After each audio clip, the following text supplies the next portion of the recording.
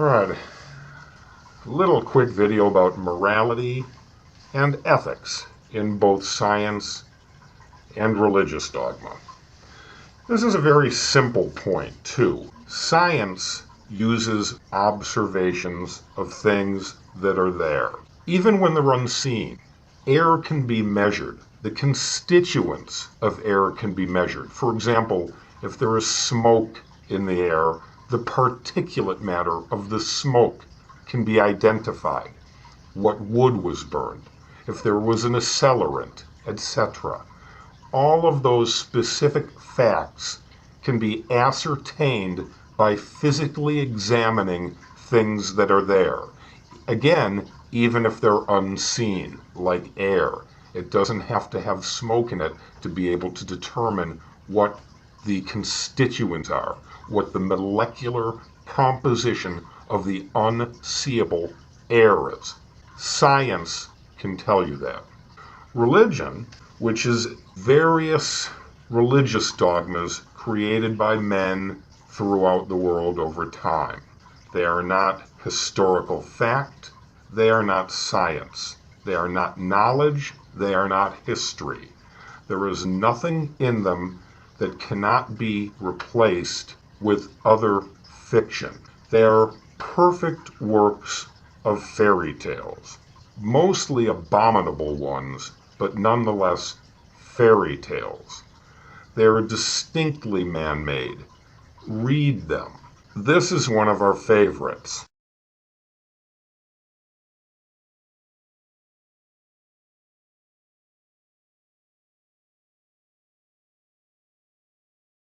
Anyone who would attribute that to an all-loving God is crazy, or dumb, or ignorant, or mentally ill. These are not things normal people say and do. It isn't normal or rational to have works like this appeal to you.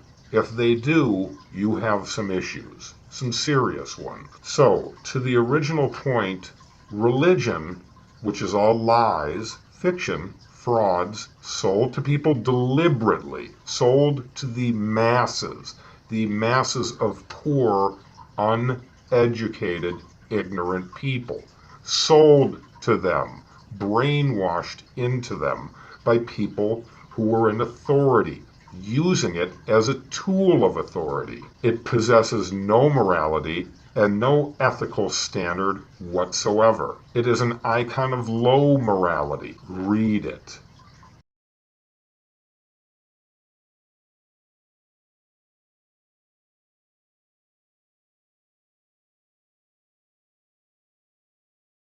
In contrast, science's perfect morality and perfect ethics, the nature of it. That doesn't mean that every scientist is honest, but the nature of science is to observe and report. Observe and report.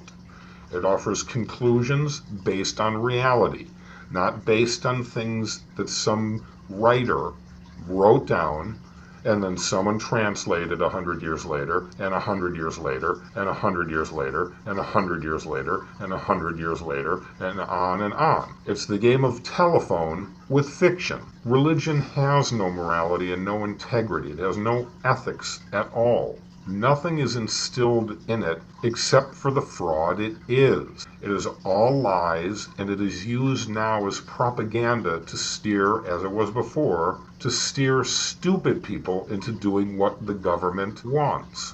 Religion is used today the same way it was in primitive times. It is used to control the masses and get them to do the bidding of their government. That's how ISIS works. That's how Al-Qaeda works, and that's how the Taliban works. Science doesn't enlist people by brainwashing them. It convinces them with facts, easily understood ones. Religious kooks always like to say that religion is self-evident. Well, it is to them, because they're mentally ill or dumb. But it isn't self-evident to those who are actually canny and are scrutinizing it carefully. You don't have to be a skeptic to realize the Bible is written by men. All you have to do is read it.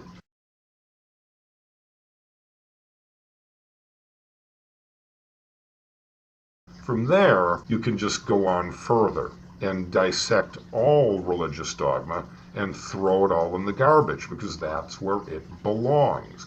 It is the lowest standard we have for morality, and it has easily been replaced by Charlotte's Web, My Three Sons. The Three Stooges are higher morality than the Bible. Oh, take a look around. There is no civilized nation that is reliant or dependent on religion. It is only third world countries. What's the morality level like in Saudi Arabia, where they stone women to death for driving a car, as opposed to Arizona?